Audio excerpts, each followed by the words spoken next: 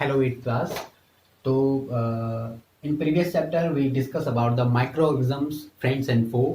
उसमें हमने देख लिया था कि जो माइक्रोऑर्गेनिजम्स होते हैं वो किस प्रकार से हमारे लिए बेनिफिशियल होते हैं और कई सारे ऐसे फील्ड्स होते हैं जिनमें माइक्रोऑर्गेनिजम्स जो होते हैं हमारे लिए बड़ी हार्मफुल भी होते हैं, जैसे वो हमको डिजीज पैदा करते हैं और तरह तरह के जो आपके फूड हैं उसको स्पॉइल करने का जो काम है वो भी कौन करता है, आपका माइक्रो ऑर्गेनिज्म ही करते हैं।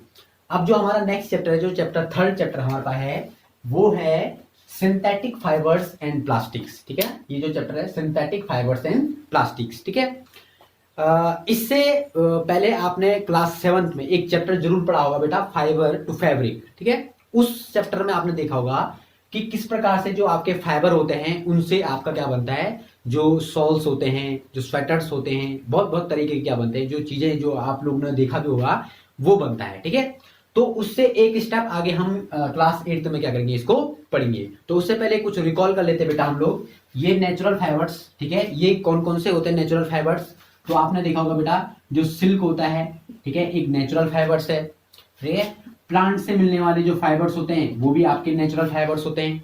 ठीक है, और जो आपके एनिमल जो फाइबर है, ठीक है, जो एनिमल से आपको मिलता है वो भी क्या है, एक नेचुरल फाइबर है। तो इसके अलावा बहुत सारे क्या हो सकते हैं फाइबर्स, तरह तरह के जो फाइबर्स होते हैं वो आपको मिलते हैं कहाँ, नेचर से। तो ये क्या है, आपके नेचुरल फाइबर्स हैं।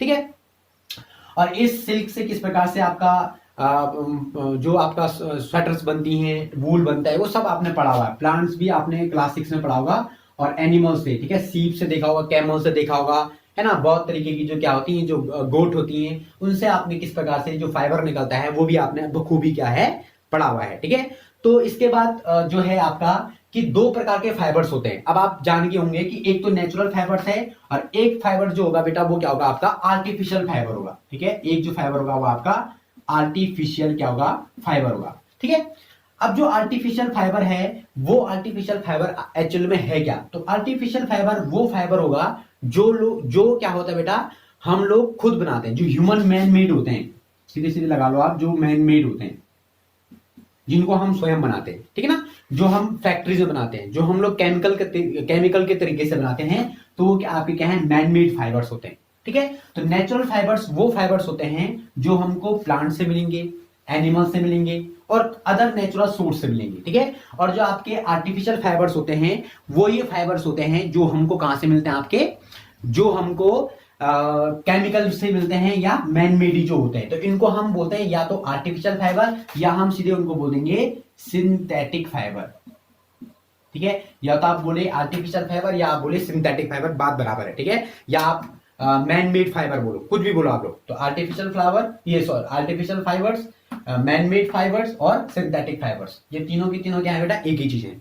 ओके, अब हम देखेंगे कि जो आपका ये मैन मेड जो फाइबर होता है ये बनता किस प्रकार से है, आखिर में इसका यूज क्या होता है। ठीक है, अब एक इमेजिन करो कि मैंने आपको एक माला दी, ठीक है, एक कोई भी आपको मैंने माला दी, तो आपने जब देखा होगा उस माला में कि छोटे छोटे जो क्या होते हैं बेटा, इस प्रकार से जो दाने होते हैं उनको इस प्रकार से जोड़ा जाता है ना, इस प्रकार से जोड़ के, इस प्रकार से जोड़ के क्या बनती है, पूरी की पूरी क्या बनती है, एक माला का फॉर्मेशन होता है। ठीक है, ओके, या मैं आपको पेपर क्लिप्स दूं, ठीक है, जो पेपर क्लिप्स होते हैं जो हैं, ठीक है, उनको अगर दें और उनको डालने के बाद अगर हम एक के अंदर एक फंसा के देखें, ऐसे इस प्रकार से फंसा के देखें, तो क्या एक लंबी चैन बनेगी, ये क्या बनेगी, पेपर स्ट्रिप की, क्या पेपर जो आपकी क्लिप है उसकी चैन बन गई।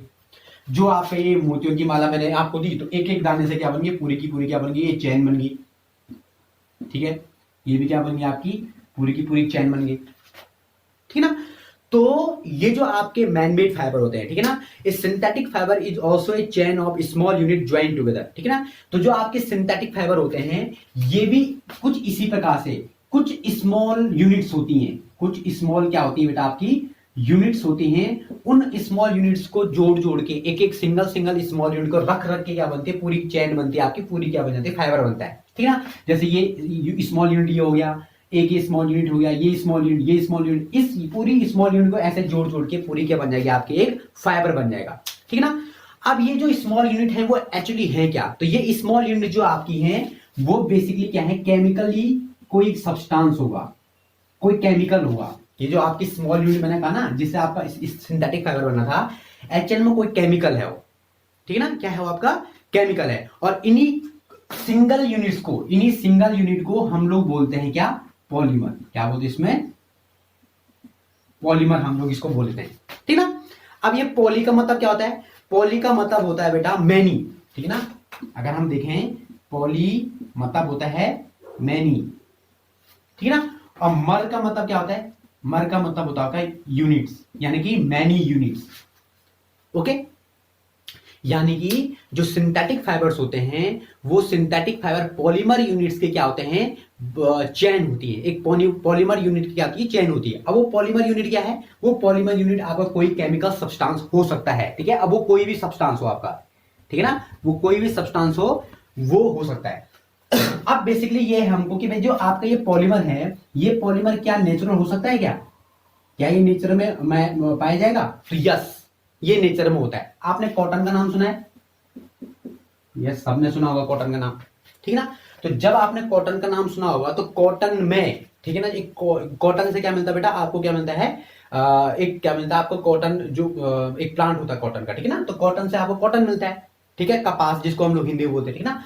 तो इस कॉटन में क्या होता है बेटा, इसमें सेलुलोज होता है, इसमें क्या होता है, सेलुलोज। तो जो कॉटन का फाइबर आपको मिलेगा उसमें सेलुलोज के स्मॉल यूनिट्स होंगी, वो भी एक पॉलीमर एक प्रकार से, ठीक है ना। तो ये नेचुरली मिलेगा पॉलीमर, और आर्टिफिशियली तो होता ही है, ठीक है ना। मैंने कि जो सेलुलोज है आपका, ये सेलुलोज की यूनिट्स नहीं होती, बेसिकली क्या होती है, ग्लूकोज की यूनिट्स होती हैं। ग्लूकोज से मिलकर क्या बनता है आपका, सेलुलोज बनता है। ग्लूकोज, बहुत सारी यूनिट्स ग्लूकोज की जुड़ती हैं, तब आपका क्या बनता है, सेलुलोज बनता है, ठीक है। तो इस प्रकार से हम कह सकते हैं कि ये जो पॉलीमर है, ये पॉलीमर क्या आपका सेलुलोज है। हर बार सेलुलोज किससे बनता है, ग्लूकोज से बनता है, ठीक है। तो इसका मतलब पॉलीमर कहां मिलता है, आपके नेचर में आपको मिल रहे हैं, ठीक है।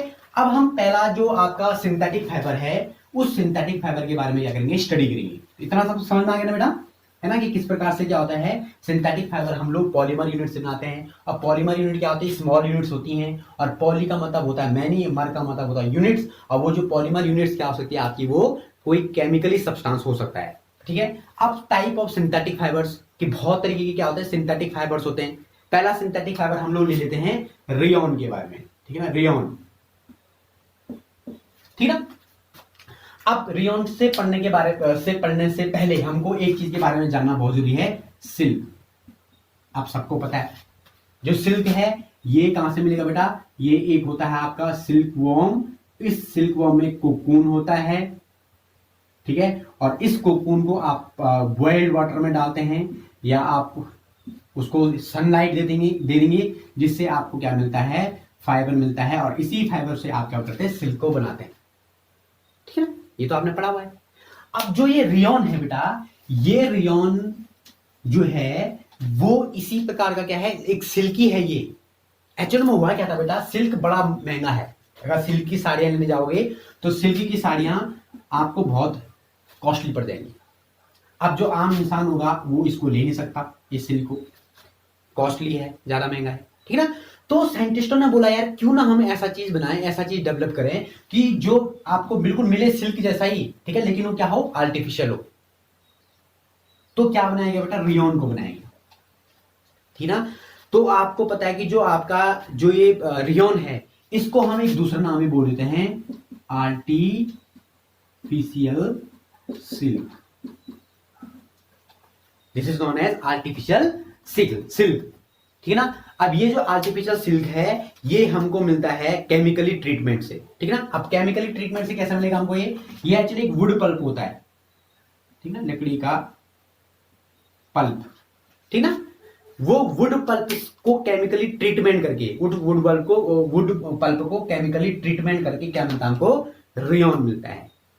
हरी बात में इससे क्या हमको क्या मिलता है, रेयॉन मिलता है, ठीक ना। तो इस प्रकार से क्या होता है ये कि although rayon is obtaining from a natural source wood pulp, yet it is a man made fibre, it is cheaper than silk and can be woven like silk fibre, it is also be dyed in a wide variety of colours. Rayon is mixed with cotton to make bed sheets and mix with wool to make carpets, ठीक है। इस rayon को हम लोग cotton के साथ भी mix कर सकते हैं। इस रेयॉन को हम लोग कहां किसके साथ कर सकते हैं, वूल के साथ भी क्या कर सकते हैं, मिक्स कर सकते हैं, और जिससे बेहतरीन चीज जैसे कारपेट हो गया आपका, ठीक है। और आपका बहुत तरीके के क्या होते हैं, बेडशीट्स आप लोग बना सकते हैं आर्टिफिशियल किससे, सिल्क से, जिसका मतलब क्या है, रियॉन है ना। तो इस प्रकार से क्या है, ये हम लोग केमिकली बनाते हैं। और ये क्या है बेटा, सस्ता है, चीफर है, बहुत ज्यादा सस्ता है। ठीक है, जो आपका रियॉन है ये बहुत ज्यादा क्या है, सस्ता है। ठीक, इसीलिए ज्यादा फेमस है। ओके, तो इस प्रकार से क्या है कि हम आर्टिफिशियली भी क्या कर सकते हैं, जो फाइबर्स हैं इनको हम लोग बना सकते हैं। ठीक है ना। कल हमारा जो टॉपिक रहेगा बेसिकली रहेगा उस पे नाइलॉन पे। ठीक है, कि नाइलॉन होता क्या है और किस प्रकार से नायलॉन बनता है। ठीक है, और आप लोगों का जो होमवर्क है, आपने जो आपकी एनसीईआरटी बुक है, उस एनसीईआरटी बुक में टेबल 3.1, ठीक है ना, टेबल 3.1 इसको आपने क्या करना है, भरना है। ओके, तो तब मिलते हैं कल के लिए नायलॉन के साथ। बाय।